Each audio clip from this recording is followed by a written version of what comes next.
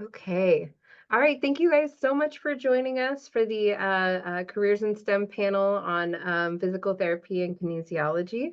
We're going to go through, first of all, and just do some introductions. So, your name, your job title, how long you've been in your current position, and then what degree or degrees you currently have and or are working on. So, Mandy, did you want to go ahead and start us off? Sure. So I am Mandy Johnston. My current job title is the program director for the physical therapist assistant program here at Mesa. I've also been a clinician and physical therapist assistant out in the community in outpatient orthopedics and women's health. I have been at my current position 6 years full time, another year before that as program director, and then a couple of years as faculty. I've been a PTA for 14 years now, so working out in the community for 14 years. And my degrees, I'm actually a graduate of this program from Mesa, the PTA program. I've got a bachelor's in kinesiology from San Diego State and a master's in educational leadership from Northern Arizona University. Wonderful. Thank you so much, Mandy. Tim, did you want to follow up? Sure. My name is Tim Fischer, certified athletic trainer here at Mesa College. I've been here 11 years, 14 total in the field. Also a graduate of Mesa College, associate's degree, transferred to San Diego State for my bachelor's in athletic training and kinesiology, but emphasis in athletic training. And then got a master's degree up in San Francisco State in biomechanics and came back down working here at Mesa. So I'm a clinical preceptor with San Diego State and Point Loma athletic training programs as well. Wonderful. Thank you. Todd, tell us a little about yourself. Hi, everyone. My name is Todd Curran. I am the Assistant Department Chair of the Department of Exercise Science, Dance, Athletics, and Health Education. I'm also a full-time contract faculty member here, teaching a variety of courses within our department. I'm finishing my 26th year as a contract employee here, which is amazing, fantastic. And I started my journey at UC San Diego. I got a bachelor's in, if you can believe it, ecology, behavior, and evolution, because our kinesiology program was cut my sophomore year when I was at UC State. So I had to jump into something, and so I went environmental biology, and then knew that that really wasn't my path. So I went back to school and got my master's in kinesiology at Cal Poly San Luis Obispo. Wow, that's interesting. That's really neat. Fantastic. Thank you. Brandon? Hey everyone, my name is Brandon Hyatt, and I am currently an adjunct professor at Mesa Community College, and I teach exercise for special populations. And on top of that, I'm a master personal trainer at UC San Diego Recreation, and I am lastly a lifestyle educator for Kaiser Permanente in their Positive Choice Wellness Department. And so I've got a lot of different experiences in the clinical college side of fitness, and I have 8 years of experience in this field of fitness. And it started off at SDSU getting my kinesiology degree, and I got that in 2017. And then I got a master's degree in kinesiology at Point Loma Nazarene University, and I'm currently working on getting my certified special population specialist certificate through the NSCA. Wonderful. Thank you all. And hopefully Kate will jump in and join us at some point, but we'll just keep going. So it sounds like, oh, maybe this is her. You guys tell me? Nope, never mind. Sorry. Couldn't see the name there. So it sounds like you guys all have various forms of certifications. Is that accurate? Is that pretty common in this field? Anybody want to speak to that? I know for physical therapy, you have to be licensed in order to practice physical therapy. Okay. So it's definitely a requirement. And is that outside of a degree? Correct. So for physical therapy, after you have to finish a degree, from an accredited program and then pass a national licensure exam and a state jurisprudence exam. So the laws for where the state in which you're going to practice. Is that something that you have to renew regularly? Every 2 years, you have to submit all of your continuing education to maintain your license. Interesting. There's a fee, of course, associated with that as well of Right. license. Yeah. Wonderful. And then Brandon, is the same true for your licensing? Yeah, so actually on the fitness side, we are not licensed, we are certified. So I think there's difference when it comes to state laws between the two, but similar to what Mandy said, we do have to recertify every 1 to 2 years with continuing education. Okay. Tim, did you want to piggyback on that? Very, very similar. Yeah. So very similar to PT, I think, in undergrad and grad even, but then they start to differ into master's and doctorate. So master's is required now, and then same thing, 50 continuing educations every 2 years to maintain your certification once you pass the board exam and become certified from accredited university. Interesting. Sorry for going off script, but I'm always there's so many whenever I do these panels, there's always questions that I couldn't possibly come up with because I don't know your areas, right? So but I'm sure that there are things that students want to know about. So Todd, did you have something to Yeah, I just as an educator, it's a little bit different than certifications, and because once we have our master's degree as an educator, that is the only degree that is required to be a contract faculty member here at San Diego Mesa College. So certainly there are different certifications that you go through to better yourself, professional development. I've had several of those through the years. But as an educator, the only real requirement is to have the master's degree in the field of kinesiology. Yeah. Okay, wonderful. Fantastic. Thank you all so much. I appreciate it. And I hope that you'll indulge me in veering off track here and there as those kinds of questions arise. So I appreciate it. Okay, so since I got you on, Todd, do you want to start with number 2 here? So did you start your academic journey knowing what you wanted, what job you wanted to end up in, or did you pivot? And if you pivoted, why? I definitely pivoted. I knew I wanted to get my kinesiology degree to become more marketable. That was my number one goal. And aside from obviously learning the material and really enjoying the material and something that I wanted to do, I knew I was going to be passionate about it. But to be honest, the first time I was thinking about getting my master's degree was to become a Division I college soccer coach. That was my number one goal. And looking at all of the different Division I jobs, bachelor's degree was required, master's preferred. So I said, well, I'm going to go get a master's degree.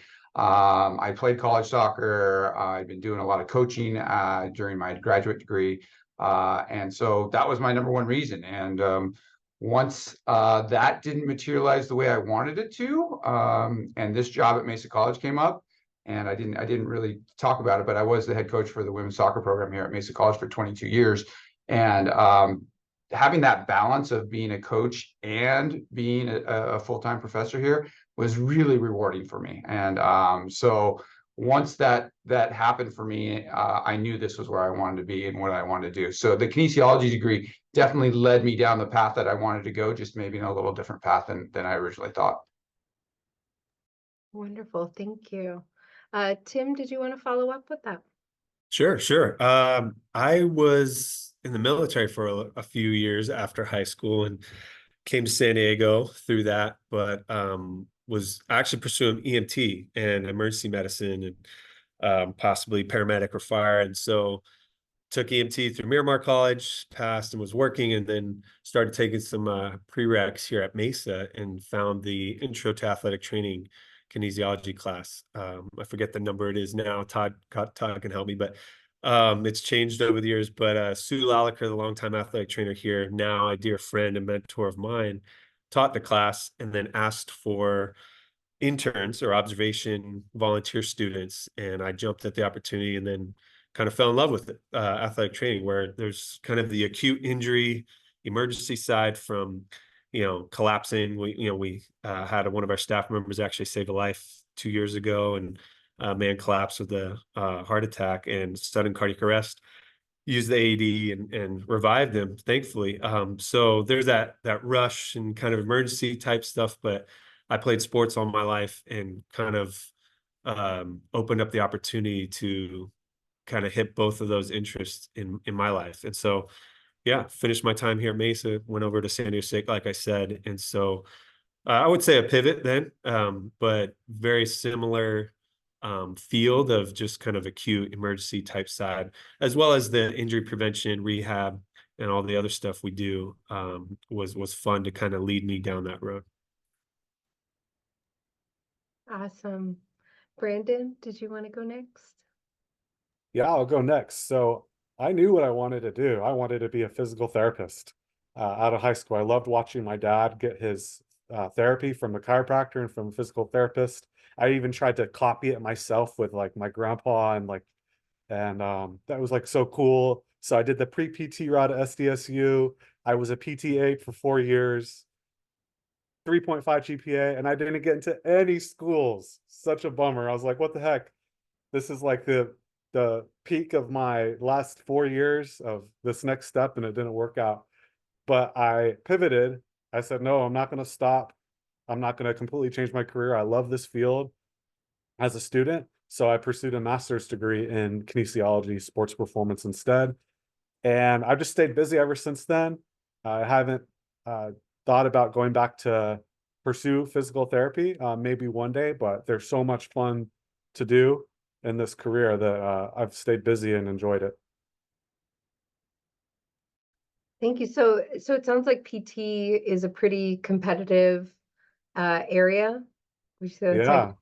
Yeah, that was in 2017. I applied to 10 schools, Wow. most of them in California. So I don't know what happened. It's pretty Yeah. shocked, pretty bummed, but it all worked out.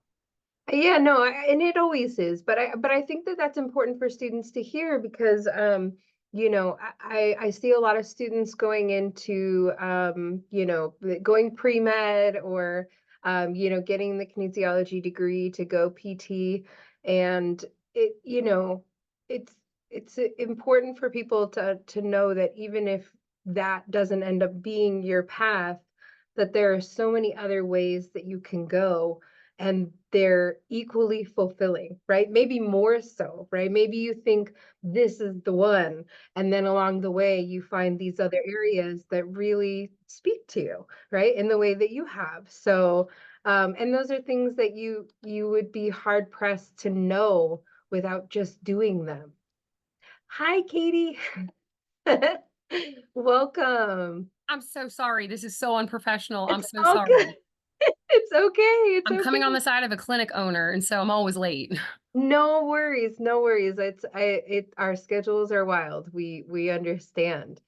So we just got through introductions. So what I'm gonna do is I'm gonna let Mandy finish up on question 2, which is where we're at, and then we'll come back and have you introduce yourself and then answer the second question. So I'm gonna pause you for just a second. Mandy, did you want to go ahead and take us home with number 2? Sure. So I knew the nice thing, I guess, about when you go into physical therapy and you're doing that training and you get that license is you kind of know what you're going to do when you're done, right? So in that sense, I knew I was going to go and practice physical therapy. I didn't necessarily know I would transition into education. I love clinic work. It's a lot of fun. You get to help a lot of people. When I was approached to come in and start teaching, I thought I might always come back and teach a class or two. I remember when I graduated, I told my husband, I said, I think they need some people. They said they're looking to hire more faculty. Maybe I should come back. And he said, maybe you should work for a while and practice this before you go start to teach this. So I did that. And when I came back to teach a class, I really liked it. And when this opportunity opened up for a program director, I figured I like the way I work with patients, but I'm one person. And so I can change the lives of so many people as one person. But if I can educate, 30 people and graduate 30 people a year, how many more lives can have that positive impact and have that benefit of moving better in whatever activity choice that they choose to do. So I guess in a way it pivoted a little bit just to get a broader reach and have a bit more impact on how people can be benefited from the services of physical therapy. But when you do physical therapy, you are teaching at the same time, because the idea is to teach people, you know, how to improve themselves and how to maintain it. It's a lifestyle change versus just a period of 3 weeks or 4 weeks where they go to an office and have somebody push here, push there. It's not the point of it. The point is to improve things and get people to maintain that improvement throughout their life. I love that. And I love hearing about that kind of intersectionality of different jobs, right? Where you have, you know, there's the job itself, but then there's the ways that you can take that job and then, you know, pivot into other areas depending on where your life is at or what's calling to you. So Yeah, exactly. fantastic. Thank you. All right. Do you go by Kate or do you go by Catherine? Typically Kate. Catherine's my Okay. grandma, but Oh, okay. Your name was showing up with Catherine, so I just wanted to make sure I was getting it right. you All may right. need to change that. No, you can do, if you go hover over your square and go to little dot, dot, dot in the corner, you can go change your name. So, See, look yeah. at me learning from somebody new today. Yes. Oh, it's so much better. I learned a few new tricks over the pandemic. Anyways, welcome. Thank you so much for being here, Kate. If you can just tell us your name, your job title, how long you've been in your current position, and then what degrees you currently hold or are working on. My name's Kate Miller. I graduated from Mesa thinking I was going to change the world in 18,000 different ways. And I had originally wanted to go into the military medical, but brain injury kept me from doing that. So I went another route. I'd been a trainer for at least 15 years before I went into school for physical therapy. And I thought, oh, what a great way to do both. And then I'll work for the VA since I couldn't get in. And so I started, am I going on the right question here? I apologize. I'm kind of tangenting, but I started out wanting to do physical therapy. I've been in physical therapy clinics. I've been in athletic training, more centered than physical therapy fields. I've been with pediatrics, geriatrics, nursing home, home health. I kind of did it all before I realized I kind of like doing my own thing. I got a little taste of everything, and I kind of centered around anything that had to do with biology, the human body. So I have a degree in biology. I have 2 different degrees in physical therapy, not a doctorate, still a PTA. But I got a bachelor's on top of it just to learn more of the admin. And if I wanted to get a doctorate, it was one of my prereqs.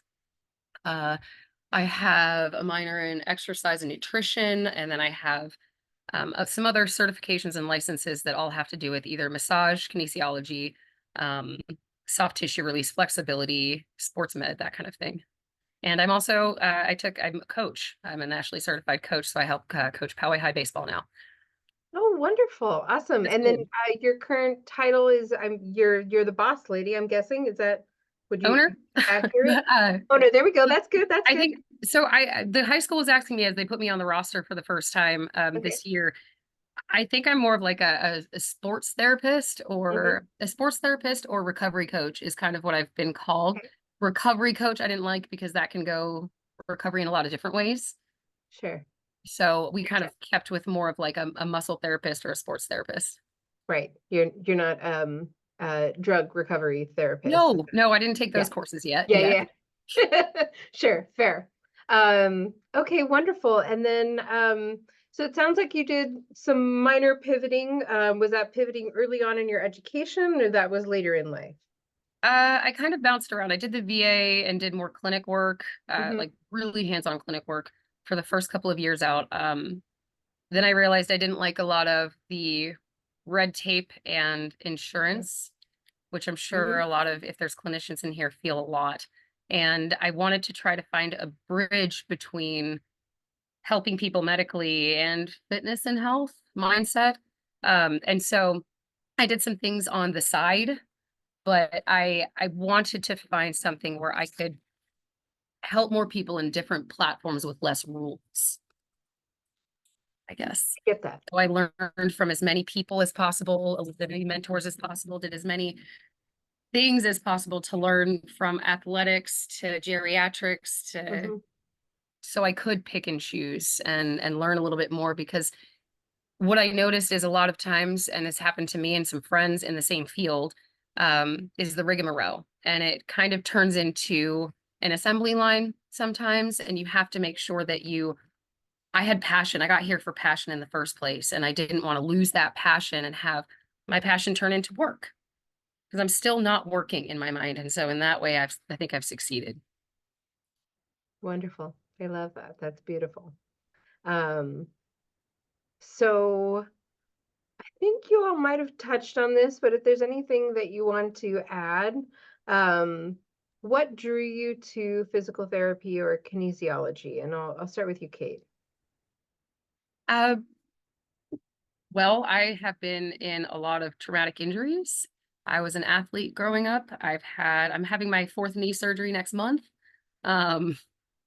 I wanted to learn more about what was going on with me, and there was a little bit of a mental component too in high school. I wanted to be as strong as the boys and as small as the girls. So that kind of, it's a conundrum. So I just wanted to learn.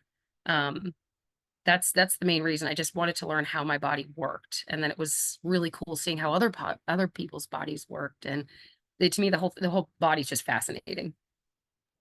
Fantastic. I'm guessing that a lot of you are going to have very similar answers. But we'll go with you, Mandy. Do you want to follow up on that? Sure. I knew I loved my sciences. So any science class, like high school, early college, that was where I knew I wanted to be.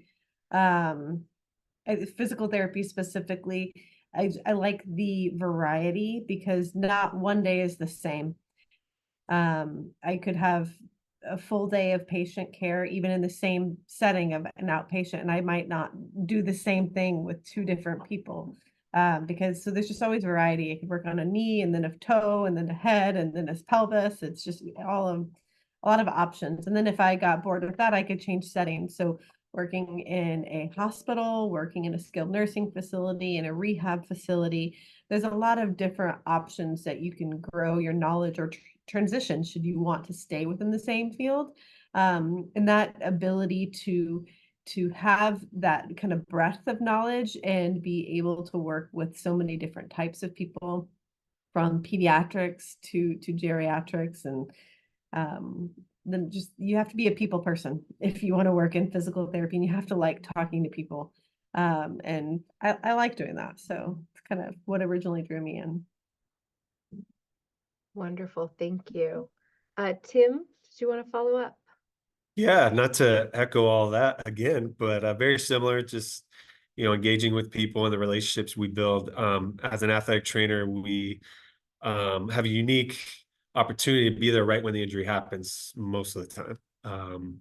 And certainly, obviously, there's physical therapists, doctors that have similar jobs and experiences, but traditionally, athletic trainers are right there on the sidelines, get the best seat in the house at most games. But I think, yeah, just kind of being there, being a support right when it happens, seeing it all the way through the next day, to rehab, to referrals out to doctors and physical therapists and any other resources we need, and collaborating as a team to help that athlete get better, get the care that they need to get back on the field. And then, next year they score a touchdown, they look at you and give you a side hug or something, or a high five. It just kind of makes your day. And I think all of us experience that in many, many different ways. And the goal of helping others be a better version of themselves from injury, or just better lifestyle.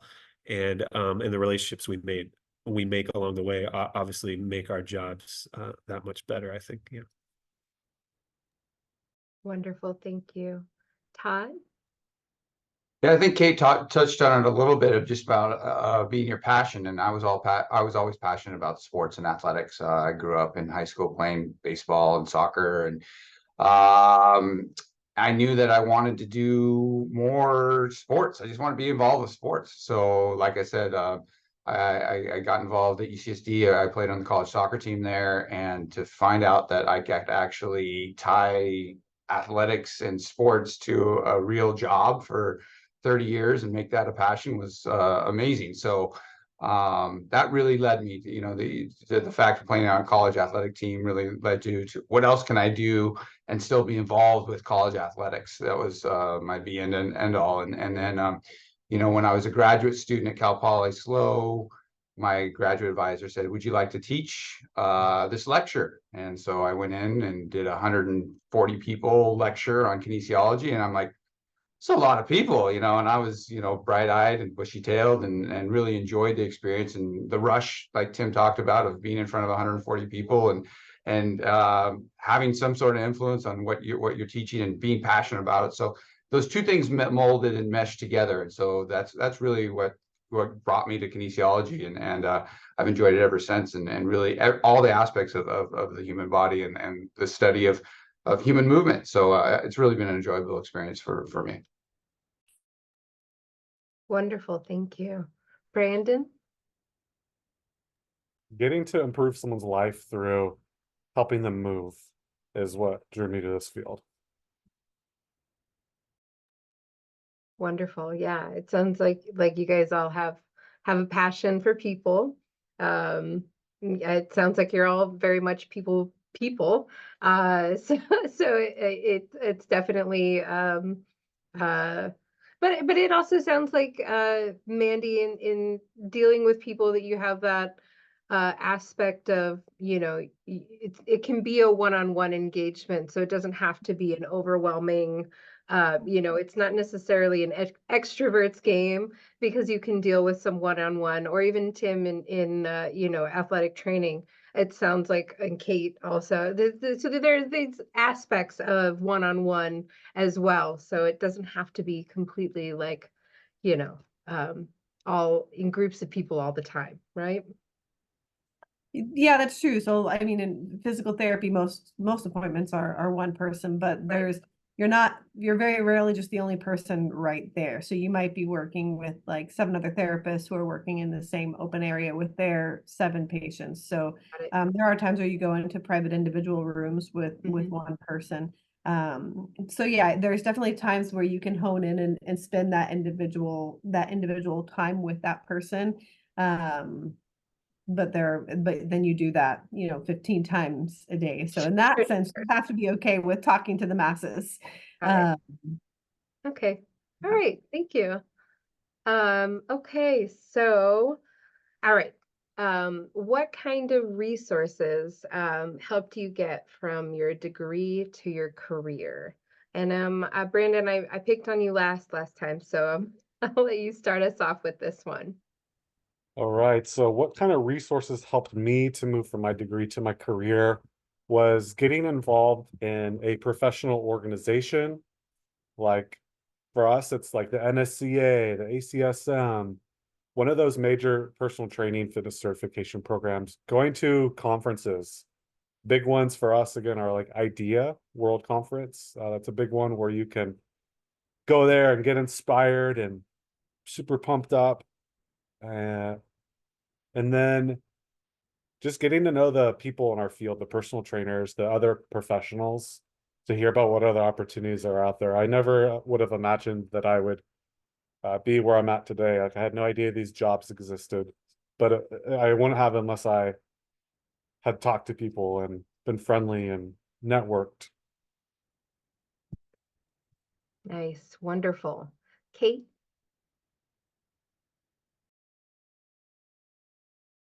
Oh, Kate, you're muted. Kate,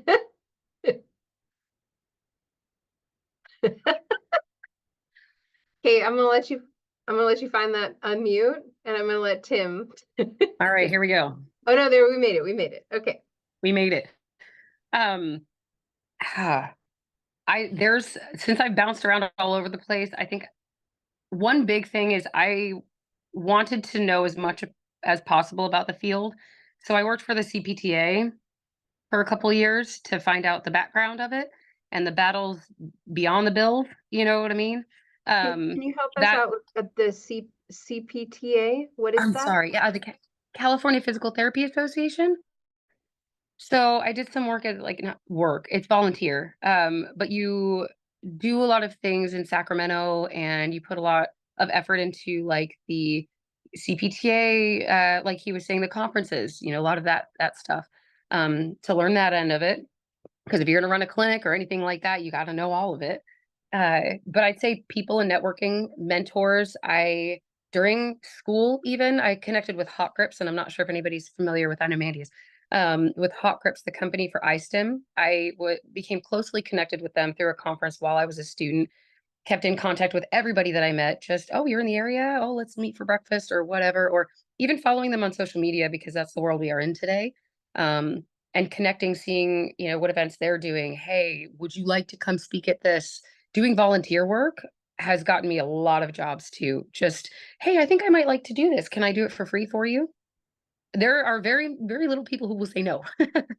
And so volunteering some of your time in different clinics or doing different sports events. I started out just helping the baseball team do cross training during the summer and helping them to facilitate safer plays and real breaks and recovery. And now I'm a coach. So just putting yourself out there, even if you're an introvert, it can be on the screen, is probably one of the best things that you can do.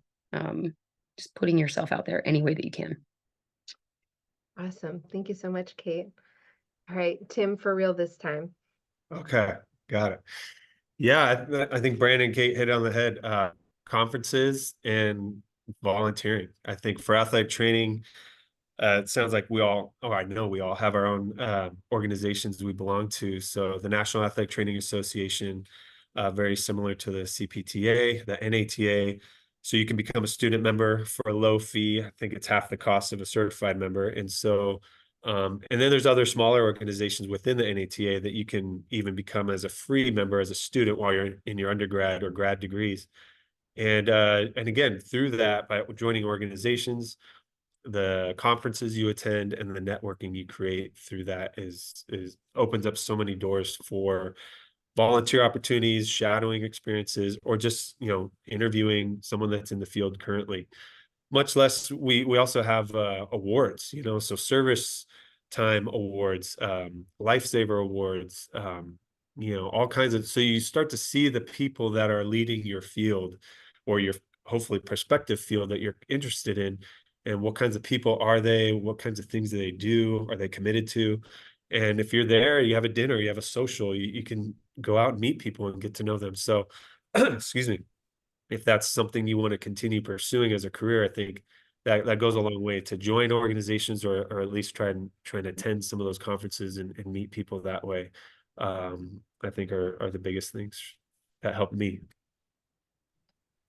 Awesome. Todd? Yeah, I think everyone has some great things to say. And I think one of the biggest things for me was mentors and really learning from others. Really, I talked about my grad assistant mentor at Cal Poly SLO. And then when I got down here to Mesa, and just having so many resources and different contract faculty members that would kind of take me under their wing and kind of show me the way and show me the do's and don'ts and how to become a better teacher, a better instructor, a better educator. And then on the coaching side, I had a lot of different influences on the coaching side that really helped shape me and who I was as a coach and how I can, better my athletes. So really getting to know the leaders in your field and the leaders in your department and or your college or wherever you are really helped me become a better instructor, a better teacher, a better coach. And yeah, thankful for all those people. Awesome. Mandy, anything to add there? I think everybody kind of covered a lot of it. I mentioned earlier, when you're in a program like either a DPT program, a doctorate of physical therapy program, or a physical therapist assistant program, those are careers. It's not so those, they culminate, and yes, you still need to take a licensure exam, but that's the career that you're going to do. There's a lot of opportunities as to what you do within that career, but that is a career. So I think the biggest thing, we try to emphasize that in the educational programs, is this is a career. This is what you are going to be doing. So everything you're learning is applicable to what you will be doing one day with a patient or with a client. So starting that from the get-go and transitioning that mindset of like, this is your job, right? You're not just doing this because you have to. You're doing this because you have a passion and you want to. This is your career that you've chosen. Mentorship, I think, is also definitely a huge thing. Being involved in the professional associations is also a huge thing. You can learn a lot from them. And I always tell people going into PTA or PT, I said, you have to have a mentor, that especially that first job that you take, you need to come out having a really solid mentor so that you can really develop and expand upon that passion within your career. And you should never not have a mentor. You always have somebody that you should look up to and that you want to emulate and learn from. So that's the nice thing about a career, is there's always somebody, for the most part, who at least who's been doing it for longer, or at least who does it a little bit different, that you can learn and expand your passion with. Wonderful. Thank you guys. I'm curious because we talk a lot about internships or scholarship opportunities. Are these things that you guys find are prevalent in your various areas? Are they things that are helpful, or is it kind of part of most people's journey that they're already involved in? Because I mean, for a physical therapy assistant program, it sounds like there's kind of on the job components to being in the actual training programs. So are those things that students should be keeping an eye out for, or are those things that are maybe not as applicable in your areas? So I think the interesting thing about, I'll speak for physical therapist assistant and PT as well, is their cohort models. So you go in and you finish in a certain track. You have to finish within 2 years for a PTA period. And so because of that, it can be a little bit challenging on a schedule and therefore a pocketbook. So I think definitely looking at scholarship opportunities early, and know anybody who knows they want to start to pursue an education and a career in physical therapy, start observing, like we mentioned, but also start potentially working in the field as an aide, or in any other way that you can work to save money and apply for scholarships. We're lucky here at Mesa with all the student services and scholarships that are available, and we constantly, send those to our students. But just, money, everything, it's hard living here in San Diego. Everything is so expensive. So looking for those scholarships to help support somebody through is always helpful. Wonderful. Sorry, Tim, go ahead. Oh yeah, I was just going to chime in. Very similar with AT too, where the cohort model and you go through a 2-year program. Now we've transitioned to the master's level, so you have to finish a bachelor's undergrad and then transfer into a master's professional program. But so you're with that group, that cohort, and you meet your program directors like Mandy or somebody else, and so clinical coordinators can open those doors to those scholarships. And like we mentioned earlier, we all have our organizations that we're a part of, and so many Hall of Fame members or past members or current members actually have memorial scholarships for themselves or their family or whoever, or just in general, hey, I want to give back to young students. So even if you're not an active member, there's still those scholarships available. Obviously more doors are open when you are an active member to those organizations. So I think any little bit helps, especially in today's economy, and each of our careers keep seeming to add another degree or another certification along the way, but it is what it is. And so if you can find those scholarships, and like Mandy said, we're always pushing that here at Mesa and at other schools as well. Do you mind if I add something? Please, go ahead. They nailed it for both of them. And I'd say as a coach, a personal trainer, or a clinician, the best advice I could give is to try before you buy. And by that, I mean volunteer, like a lot of us had mentioned before.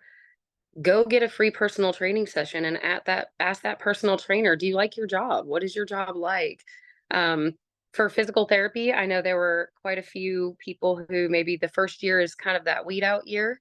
And I know that happens across a lot of degrees, not just physical therapy. And I think that there should be maybe a little research, volunteering on the demand of, especially something clinical or a high demand ATC, high demand person, can go across the board, but go look at the field. So you aren't, it already is hard to get that money together. You don't want to waste it. And I don't mean waste because you'll still learn something, but go look at the details of your profession, and make sure that this is something before you dive into it, I'd say. Yeah, that's great advice, I think, for anybody. And I think, Mandy, you can speak to this, but I know the PTA program, I'm pretty sure there are regular informational sessions. I don't know if you want to plug that.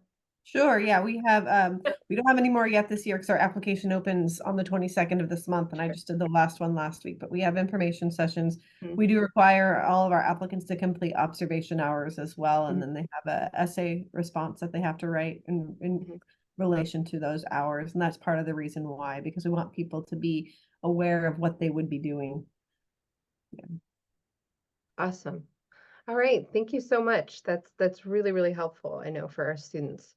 I think we touched on this a little bit, and I'm gonna say the typical workday, you guys all kind of touched on that, right? And especially in your various areas, the work days are varied, right? Extremely varied.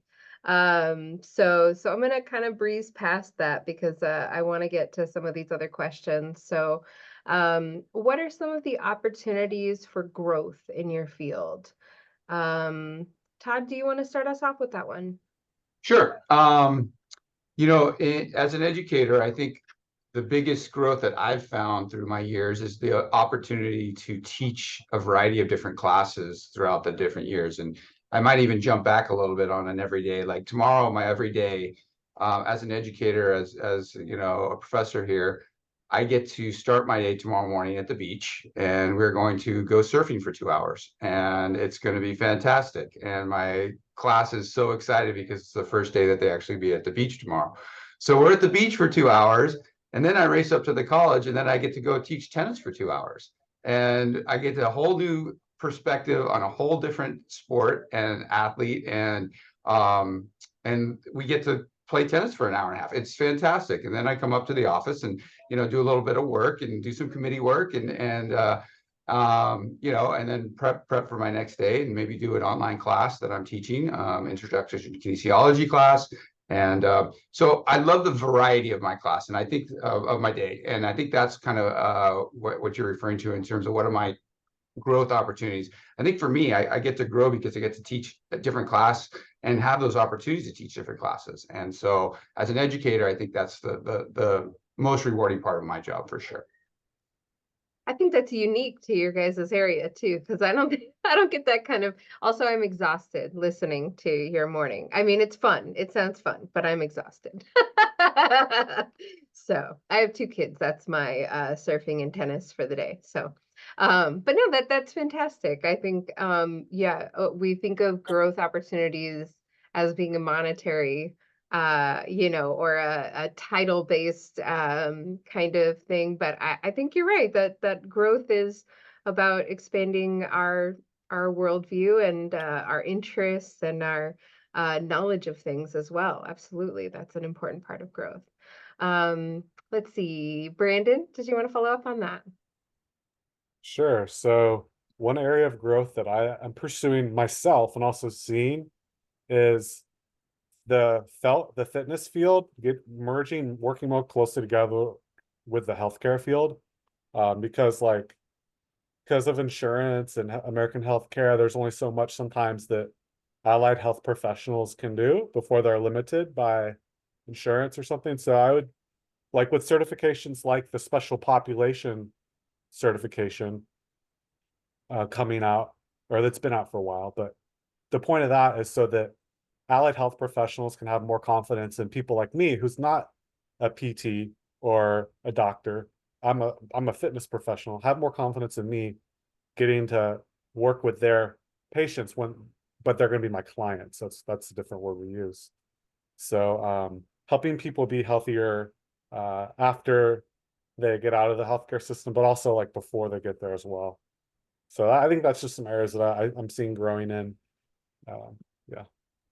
Wonderful. Yeah, and I'm sure that those opportunities for growth are things that you see as you go through your career as well. So some of them may not even be on your radar yet. Wonderful. Kate, did you want to follow up on that? That's pretty much nailed it. Everything. I'd say there is never a situation where you can't grow. And whether that's lateral or upwards, there's always opportunity, especially if you keep educating yourself, like he was saying, on special populations. I'm kind of right now a bridge with what I do for my, it's a clinic. I have a chiropractor and a masseuse in it, but I don't do physical therapy. I do muscle therapy. And so I have a lot of opportunities because of the different degrees and certifications that I have. And as long as you understand the laws and regs, which is what I took all that stuff for, then you can thrive laterally or upward. And I've speaking of two kids, I have two kids, 4 and 6. And so right now I'm growing laterally and I'm okay with that. Yeah. So just keep your eyes open. Yeah, that's wonderful. And I think it's nice to know that there are opportunities for women working professionals or people that have kids, because that can also be a challenge in a lot of people's lives in terms of managing a growing career. So yeah, If that's if there's moms on here, did this to own my own stuff so I could have kids and have a career. And sometimes that's the only option. Mandy, when she can go that route as well. And we have another mom in here too. And it just made it easier for me to be with my kids choosing this route. Sure. Because I would love to be on the field, on a pro field or something like that, working with the MMA people again, but I need to be a mom. Yeah. Wonderful. Mandy, did you want to follow up on that?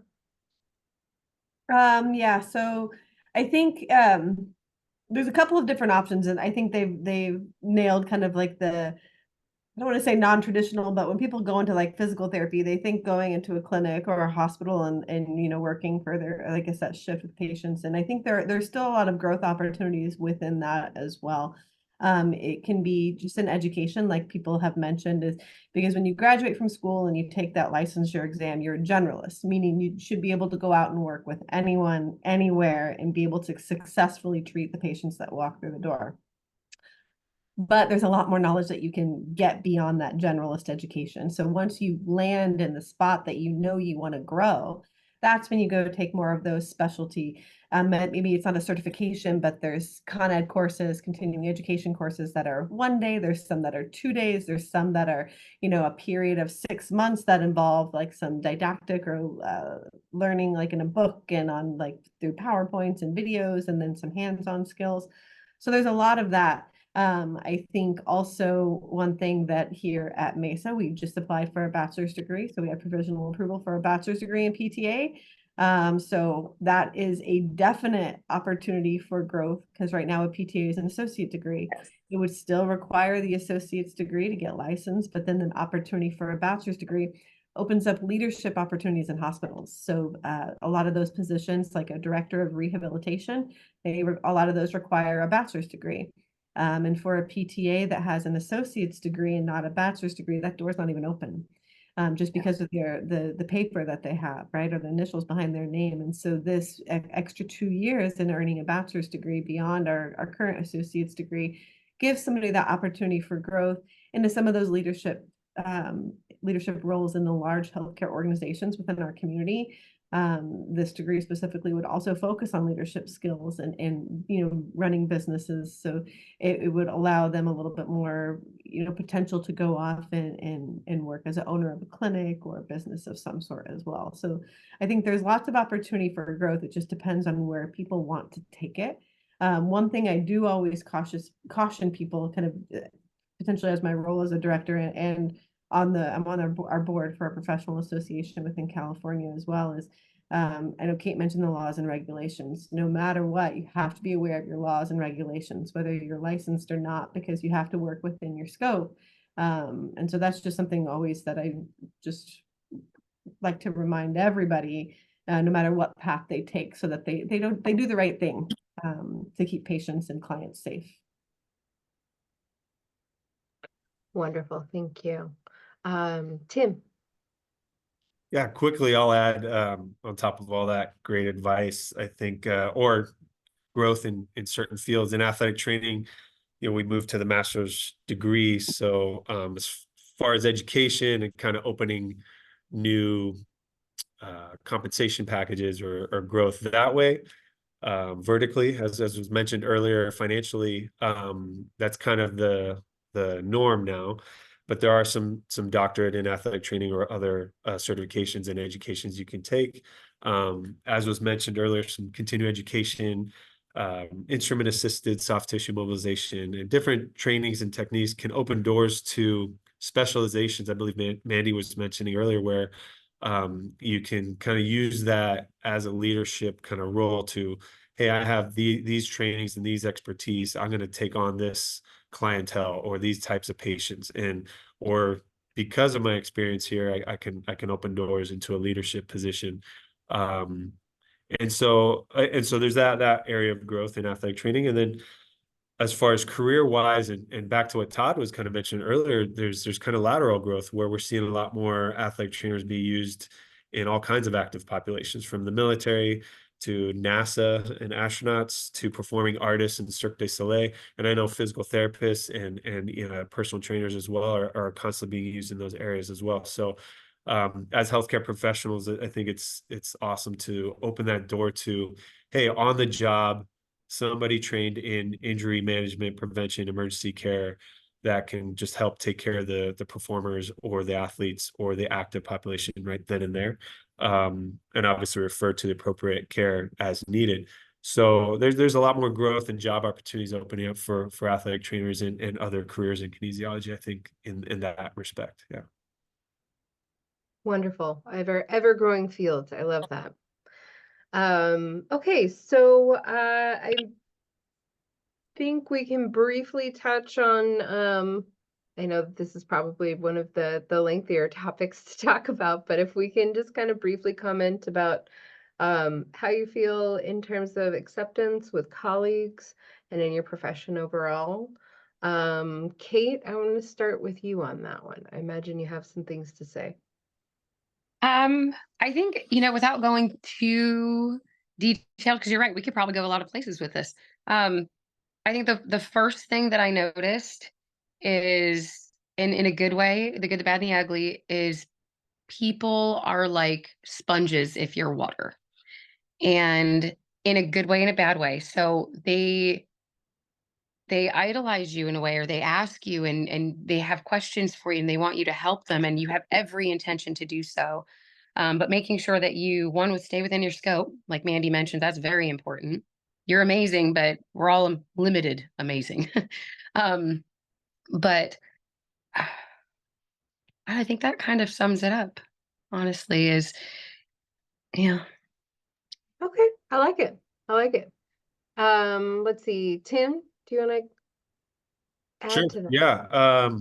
Yeah, I read this question. I was like, oh, what do we mean by that? But Ah, I would like to think I'm accepted by my colleagues, but I think, where I want to go with this maybe, and others can chime in, is, and we mentioned it in different ways, is kind of proving yourself. And so Mandy mentioned, very similar to athletic training and PT, where you have a cohort. So you're on the job kind of training, basically. You're practicing with supervision.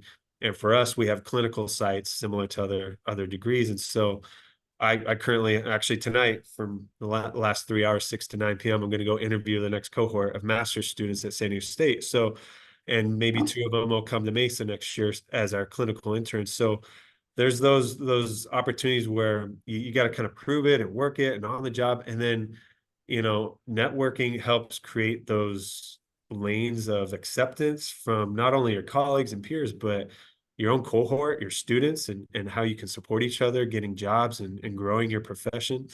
And then obviously we all work with medical doctors and other healthcare professionals. So we want to make sure that, we're thorough in our documentation, we're proactive in setting up appointments and follow through and saying thank yous and all kinds of things, so that we create those networks, so that when we're into trouble again, we can go reference that doctor again and kind of squeeze in for a last minute MRI or something. So I think that acceptance comes from proving yourself for a little bit, and then continuing those networks in the profession, but also in other professions in the medical field. Wonderful. Yeah. So I think that question means to me that there tends to be stratification in any area that you work, right? So and especially in PTA, right? You have PT, and then you have your orthopedic surgeons, right? So I guess what I mean is, do you find that to be a comfortable level? Is it a place that you feel respected? And obviously that's workplace specific, right? But Mandy, it looked like you unmuted there. I think you. I was just gonna say, Yeah. that's kind of how I interpreted that. So I think that's a common, not, I don't want to say a common comment, but it's a comment that you've heard before in the field of physical therapy. As does a PTA, receive as much respect as a PT, mainly just because of like the degree difference, right? So you hear that question quite often. And I think over the past 10 years, there's probably been a lot of growth. And my opinion is that quite often, a lot of the time when people maybe did not feel accepted or respected, it was because of a lack of knowledge, which quite often is what it was. And DPTs, when you're in a doctoral program, you learn a lot, and PTAs might be like 1 hour of that a lot, right? So they don't come out having to necessarily know what a physical therapist assistant does. So and that's changed quite a lot because of a lot of different collaborations that the programs do together all across the nation. So I think that has changed a lot. And yes, PTAs do feel accepted. Obviously, I'm speaking very on a general term, but accepted and respected within the profession and within their organization. And a lot of it has to do with awareness of roles and responsibilities and education and skill set. And like Tim mentioned, the networking, I think that always helps you. No matter what you do, to a certain extent, you have to prove yourself, as he mentioned, and you prove yourself and you show that you are appropriate and supposed to be there. And then you definitely do feel accepted. Wonderful. Brandon, anything to add? I think in any job when you're new, you're initially welcomed by your colleagues, but they're going to be watching you and see what you're really all about. And so there's a little bit of that too in the personal training field where I work. And also this question made me think, like, does the world accept fitness as a profession, as a important part that is a part of the economy, should be a part of our day-to-day life? And like with social media and all that stuff, it's a complicated question that I don't have an answer to in this time. So we'll see. Todd, did you want to follow up? Yeah, I'd follow up on what Brandon's saying, because I would say, 25, 30 years ago, the field was physical education. It wasn't kinesiology. It wasn't exercise science. And I think what's happened is there's been a shift of acceptance in that this is a real science-based, we're on a STEM lecture here. It's a real science-based academia career. It's not just, hey, roll a ball out, go, run around and kick the ball for, an hour and a half. And I think there's real science base behind so many careers within kinesiology now. So I think that has shifted a lot, and the respect has kind of filtered out. As I think someone said, whether you're talking to an orthopedist or you're talking to, general surgeon, or you're talking to a PT, I think there's a lot of respect now between those because of the science and the evidence base that's coming out of it. So I think kinesiology as a degree is really proven itself and really gotten a lot more respect through the years since I've been in the profession. Wonderful. I think that I would agree with that. I think that the evolution of the field and how people understand it, I think is ever growing. So, and I think that, there's so much to realize now in terms of understanding public health and how kinesiology and physical therapy and all of the various areas of health related medicine are coming to the forefront, right? That's got to be an important part of how we move forward in medicine. Okay, so to respect everybody's time, sorry, I'm going to start talking really fast. Any last bits of advice that you have for our students as they're getting started with their degrees? Any cautions or any tools that you might drop to them? And I'll start with you, Todd. I think my biggest recommendation for students is to really put yourself out there and get to know as many people as you possibly can. Kate had some really good recommendations on doing things for free, volunteering. But I think a lot of the students are fearful of going into a professor's office, or finding out more information from an organization. I think you really have to put yourself out there and absorb and try to get as much information you can and make connections. And the more connections you're going to make, I've always told this even to my daughters, it's not what you know, it's who you know. And you're going to get that information as an education. You go through your degrees, but then you start to make these contacts, and it really is important to put yourself out there and get to know as many people in the field as possible. Beautiful. Mandy? I think the connections are really important. I think for me, I would also say you have to have, if you want to go into a field like this, you have to have a passion for learning and a passion for people. So if you have a passion for learning and a passion for people, this could definitely be a good fit, because all of these careers that we've talked about take a lot of time to learn and study all this content. Like you mentioned, it's a science field, right? That comes with a lot of effort that goes out, and we recognize that. We've all been through that. So no matter what program or course of studying you're doing within this, realize that we've all been there too. So we understand that it is hard. We're trying to do our best to get you the tools that you need. So just come in with that passion and that openness and willingness to learn, and you can definitely be successful. Love it. Tim? Yeah, I don't know much more to add, but yeah, I think Todd kind of hit it too, where it can be a little intimidating. And do I go meet this professor at their office, or I'm not a professor, I'm just classified staff. So hey, my door's always open. Come on in if you're interested in athletic training, or maybe you're not. You do observation with us and you're like, I want to do more PT. Okay, let me give you Mandy's email or whatever, so let's get you on the right road. And so I think we're all, like Mandy said, we've all been down that road. So any prospective students, please reach out to us. Come say hi. We're not that intimidating, I don't think. And so we can help you along your way, even as early as, freshman year here at Mesa College, where we talked about master's and doctorate degrees way ahead of you. Let's get going now and maybe get some observations, some volunteer opportunities, and really meet people, because we do know each other. Our networks are wide reaching. And so even just meeting one of us in our offices can open up some doors to opportunities. So, I mean, everybody's kind of said that today in some way, just to network and meet. But it really is important, even early on. Beautiful. Brandon? Get to class a little early, stay a little late, go all out if you're going to go in this field. Figure out what are the really good educators that have a really awesome social media and follow that. So when you're sitting on your couch during your off time, you're still learning.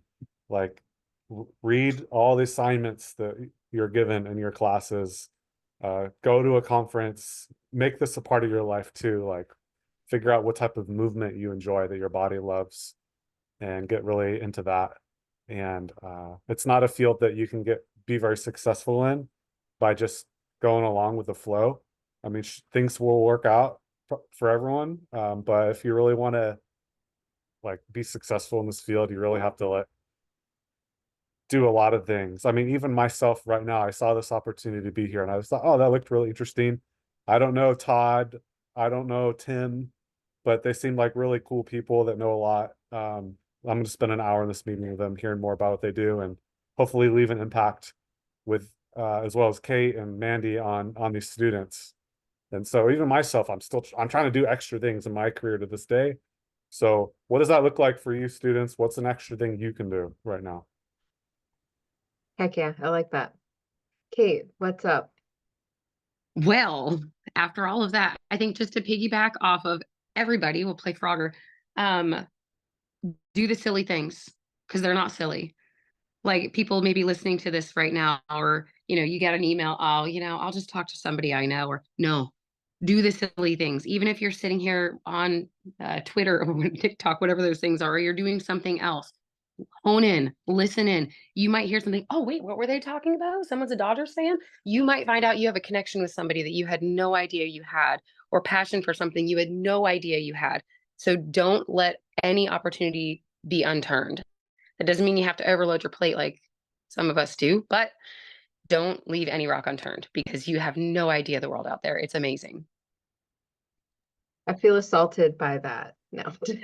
Doing too much? What are you talking about? I've never Don't heard throw of those rocks. Don't throw the rocks. Wonderful. I put if any of you are interested in sharing an email with the students that are here on this call. Thank you all so much for your time. As Brandon said, I think that these are tremendous opportunities for us to interface with each other, and to learn about each other and to grow our networks, but also to help students build those first bridges. So thank you very much for your time, and have a wonderful day. This is awesome, guys. Thank you so much. Thank you, Thank you. Derek. Yep. See you Thank guys. you.